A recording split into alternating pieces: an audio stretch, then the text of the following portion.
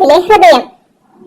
പണ്ട്, വളരെ പണ്ട്, ഒരു കാട്ടിൽ പലതരത്തിലുള്ള മൃഗങ്ങളും പക്ഷികളും ഒക്കെ താമസമുണ്ടായിരുന്നു. ആ കാടിന്റെ നടുവിലൂടെ ഒരു പുഴ ഒഴുകിയിരുന്നു. പുഴയുടെ ഇരുകരകളിലുമായി പലതരം വൃക്ഷങ്ങളും കുറ്റിക്കാടുകളും ഒക്കെ നിറഞ്ഞിരുന്നു. പുഴക്കരയിലുള്ള ഒരു മരത്തിലായിരുന്നു കുരങ്ങച്ചന്റെ താമസം. അവൻ മരങ്ങളിലൂടെ ചാടി കളിച്ചുല്ലസിച്ച് നടക്കും. അവന് തിന്നാനായി അവിടെ ധാരാളം പഴങ്ങളും മറ്റും ഉണ്ടായിരുന്നു. ഒഴിവു സമയങ്ങളിൽ അവൻ പുഴക്കരയിൽ വന്നിരുന്ന് മീനുകൾ വെള്ളത്തിലോടി കളിക്കുന്നത് നോക്കിയിരിക്കുമായിരുന്നു. അങ്ങനെ ഒരു ദിവസം മീനുകളെ നോക്കിയിരിക്കുമ്പോൾ വെള്ളത്തിലൂടെ വലിയൊരു കറുത്ത നിഴൽ കരയിലേക്ക് നീങ്ങി വരുന്നത് അവൻ കണ്ടു. അവൻ പേടിച്ച് പിന്നോട്ട് നീങ്ങി. നോക്കുമ്പോൾ അതൊരു മുതലയായിരുന്നു. അവൻ വേഗം ഓടിപ്പോകാൻ തുടങ്ങി. അപ്പോൾ മുതലച്ചാർ അവനെ വിളിച്ചു. ഹേയ് കുരങ്ങച്ച, പേടിക്കേണ്ട, ഞാൻ നിന്നെ ഒന്നും ചെയ്യില്ല. ഞാൻ വെയിൽ കായാനായി വന്നതാണ്. മുതല അങ്ങനെ പറഞ്ഞെങ്കിലും കുരങ്ങച്ചൻ തൊട്ടടുത്തുള്ള മരത്തിന് ചുവട്ടിലേക്ക് നീങ്ങി നിന്നു. വേണ്ടി വന്നാൽ ഒറ്റച്ചാട്ടത്തിന് മുകളിലെത്താമല്ലോ. പക്ഷേ മുതലച്ചാർ ഒരു ശുദ്ധനായിരുന്നു. അവൻ വെയിൽ കായുന്നതിനിടയിൽ കുരങ്ങച്ചനോട് വിശേഷങ്ങൾ തിരക്കിക്കൊണ്ടിരുന്നു. താൻ അക്കരെ കടവിലുള്ളതാണെന്നും തനിക്കവിടെ ആരും കൂട്ടില്ലെന്നും നമുക്ക് കൂട്ടുകാരാവാമെന്നും മുതലച്ചാർ കുരങ്ങച്ചനോട് പറഞ്ഞു. ആദ്യമൊന്നും പേടിച്ചിട്ട് കുരങ്ങച്ചൻ വലിയ കൂട്ടിനൊന്നും പോയില്ല. ദിവസങ്ങൾ പോകെ മുതല ഉപദ്രവകാരിയല്ലെന്ന് മനസ്സിലായ കുരങ്ങച്ചൻ അവനോട് കൂട്ടുകൂടി. അവർ അക്കരയിലെയും ഇക്കരയിലെയും വിശേഷങ്ങൾ പരസ്പരം പങ്കുവച്ച് ദിവസങ്ങൾ തള്ളി നീക്കി. അങ്ങനെ ഇരിക്കെ ഇക്കരയുള്ള മരങ്ങളിലെ പഴങ്ങളെല്ലാം തീർന്നുപോയി. കുരങ്ങച്ചന് കഴിക്കാൻ കാര്യമായൊന്നും കിട്ടാതായി. കുരങ്ങച്ചൻ ഈ വിഷമം മുതലയോട് പങ്കുവച്ചപ്പോൾ മുതല അതിനൊരു പ്രതിവിധിയും നിർദ്ദേശിച്ചു. അക്കരെ വലിയൊരു അത്തിമരം നിൽക്കുന്നുണ്ട്. അതിൽ നിറയെ പഴങ്ങളുമുണ്ട്. കുരങ്ങച്ചനെ മുതലച്ചാർ പുറത്തിരുത്തി അക്കരെ എത്തിക്കാം. ആവശ്യം പോലെ അത്തിപ്പഴം തിന്നു കഴിഞ്ഞാൽ തിരികെയും എത്തിക്കാം. ഇതായിരുന്നു മുതലച്ചാർ നിർദ്ദേശിച്ച ഉപായം. കുരങ്ങച്ചൻ സന്തോഷത്തോടെ സമ്മതിച്ചു. അങ്ങനെ അന്നു മുതൽ ദിവസവും മുതലച്ചാരുടെ പുറത്തിരുന്ന് പുഴയിലൂടെ ഒരു സഞ്ചാരവും പിന്നെ അക്കരെയുള്ള അത്തിമരത്തിൽ നിന്നുള്ള സുഭിക്ഷമായ ഭക്ഷണവും കുരങ്ങിന് തരപ്പെട്ടു. ദിവസവും മുഴുത്ത ഒരു അത്തിപ്പഴം കുരങ്ങച്ചൻ മുതലയ്ക്ക് കൊടുക്കും. അവനത് സന്തോഷത്തോടെ കഴിക്കും. ദിവസങ്ങളോളം ഇത് തുടർന്നുകൊണ്ടിരുന്നു. ഒരു ദിവസം കുരങ്ങൻ നന്നായി പഴുത്ത കുറെ അത്തിപ്പഴം മുതലയ്ക്ക് കൊടുത്തു. കൊണ്ടുപോയി ഭാര്യയ്ക്കും മക്കൾക്കും കൊടുക്കാനും പറഞ്ഞ് കുരങ്ങൻ പതിവ് പോലെ തന്റെ താവളം ലക്ഷ്യമാക്കി പോയി.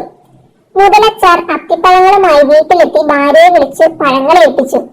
അത്തിപ്പഴങ്ങളുടെ രുചി ആർക്കും ഇഷ്ടമായി. പക്ഷേ രുചികരമായ അത്തിപ്പഴം കഴിച്ചത് മുതൽ മുതലച്ചാരുടെ ഭാര്യ ചിന്തയിലാണ്ടു. ഇത് കണ്ട മുതലച്ചാർ കാര്യം ചോദിച്ചു. അത്തിപ്പഴങ്ങൾക്ക് ഇത്രയും രുചിയുണ്ടെങ്കിൽ ദിവസവും അത് കഴിക്കുന്ന കുരങ്ങന്റെ ഹൃദയത്തിന് എന്ത് രുചിയായിരിക്കും?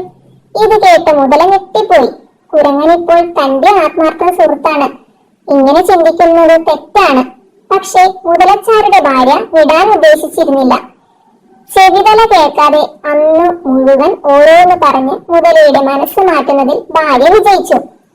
പിറ്റേന്ന് ഇന്ന് കുരങ്ങച്ചന്റെ ഹൃദയവുമായേ വരാവൂ എന്നും അതിനു വേണ്ടി ഉപയോഗിക്കേണ്ട സൂത്രങ്ങളും പറഞ്ഞു വിട്ടു. വേറെ നിവൃത്തിയില്ലാത്തതിനാൽ വിഷണ്ണനായി മുതലച്ചാർ പുറപ്പെട്ടു. പതിവ് പോലെ കുരങ്ങച്ചൻ അത്തിമരത്തിൽ നിന്നും പഴങ്ങൾ പറിച്ച് തിരിച്ച് അക്കരയ്ക്ക് പോകാനായപ്പോൾ മുതല പറഞ്ഞു. കുരങ്ങച്ച, നിന്നെ എന്റെ വീട്ടിലേക്ക് വിരുന്നിന് ക്ഷണിക്കാൻ എന്റെ ഭാര്യ പറഞ്ഞയച്ചിരിക്കുന്നു. നീ എന്നോടൊപ്പം വരണം. കുരങ്ങൻ സംശയലേശമന്യേ സമ്മതിച്ചു. അത്തിമരത്തിനടുത്ത് നിന്നും കുറച്ചകലെയാണ് മുതലയുടെ താമസം. മുതലയുടെ പുറത്തിരുന്ന് അങ്ങോട്ട് പോകുന്നതിനിടയിൽ ശുദ്ധനായ മുതല കുരങ്ങനോട് ഭാര്യയുടെ ആഗ്രഹം പറഞ്ഞു. തനിക്കിങ്ങനെ ചെയ്യേണ്ടി വന്നതിൽ ക്ഷമ ചോദിച്ചു. കുരങ്ങച്ചൻ പേടിച്ചുപോയി. പുഴയുടെ ഒത്ത നടുക്കാണ് താനിപ്പോൾ. ഇവിടെ നിന്നും ചാടിയാൽ കരയ്ക്കെത്തില്ല. നീന്തി എത്തുമുമ്പേ മുതലയ്ക്ക് തന്നെ പിടിക്കാനും സാധിക്കും. അറ്റകൈക്ക് ഒരു ബുദ്ധി പ്രയോഗിക്കാൻ തന്നെ കുരങ്ങച്ചൻ തീരുമാനിച്ചു. ഏറ്റാലേറ്റു. സകല ദൈവങ്ങളെയും വിളിച്ചുകൊണ്ട് അവൻ മുതലയോട് പറഞ്ഞു. അയ്യോ മുതലച്ചാരെ, ഇത് നേരത്തെ പറയണ്ടേ? എന്റെ ആത്മാർത്ഥ സുഹൃത്തിന്റെ ഭാര്യയുടെ ആഗ്രഹം സാധിക്കാൻ എന്തും ചെയ്യാൻ ഞാൻ ഒരുക്കമാണ്. പക്ഷേ എന്തു പറ്റി? മുതല ആകാംക്ഷയോടെ ചോദിച്ചു. അത് പിന്നെ, ഇത്രയും ഉയരത്തിലുള്ള അത്തിമരത്തിൽ ചാടി നടന്ന് പഴങ്ങൾ കഴിക്കുമ്പോൾ വീണു പോകാതിരിക്കാനായി ഞാൻ എന്റെ ഹൃദയം അത്തിയിലയിൽ പൊതിഞ്ഞ് അത്തിമരത്തിന്റെ മുകളിലെ കൊമ്പിലെ പൊത്തിൽ വെച്ചിരിക്കുകയാണ്. വേഗം എന്നെ തിരിച്ചു കൊണ്ടുപോകൂ, നമുക്കതെടുത്തു വരാം. ശുദ്ധനായ മുതല അത് വിശ്വസിച്ചു. കുരങ്ങന്റെ ആത്മാർത്ഥതയിൽ സന്തുഷ്ടനായി തിരിച്ച് നീന്തി അത്തിമരത്തിനടുത്തെത്തി. കുരങ്ങൻ ജീവൻ തിരിച്ചു കിട്ടിയ സന്തോഷത്തിൽ അത്തിമരത്തിൽ പാഞ്ഞു കയറി ഏറ്റവും ഉയരെയുള്ള കൊമ്പിലെത്തി അവിടെ ഇരുന്ന് വിറയ്ക്കാൻ തുടങ്ങി. ഭാഗ്യം കൊണ്ട് മാത്രം തിരിച്ചു കിട്ടിയ ജീവൻ. മുതലയുടെയും കുഞ്ഞുങ്ങളുടെയും വായിൽ പോകേണ്ട താൻ ആയുസിന്റെ ബലം കൊണ്ടാണ് ബുദ്ധിശൂന്യനായ മുതലയെ പറ്റിച്ച് ജീവനോടെ ഇരിക്കുന്നത്. കുറെ സമയം കാത്തിരുന്നിട്ടും കാണാതായപ്പോൾ മുതല കുരങ്ങനെ വിളിച്ചു. കുരങ്ങച്ച, വേഗം വരൂ, എന്റെ ഭാര്യയുടെ ക്ഷമ ഇപ്പോൾ നശിച്ചു കാണും. ഇത് കേട്ട കുരങ്ങൻ അത്തിമരക്കൊമ്പിലിരുന്ന് ഉറക്കെ വിളിച്ചു പറഞ്ഞു. ഹേ ദുഷ്ടനായ മുതലച്ചാരെ, ഭാര്യയുടെ വാക്ക് കേട്ട് ആത്മാർത്ഥ സുഹൃത്തിന്റെ ജീവൻ അപകടത്തിലാക്കാൻ നോക്കിയ നീയുമായി എനിക്കിനി ഒരു കൂട്ടുകെട്ടുമില്ല. ഇനിയുള്ള കാലം ഞാൻ ഈ അത്തിമരത്തിൽ കഴിഞ്ഞുകൊള്ളാം.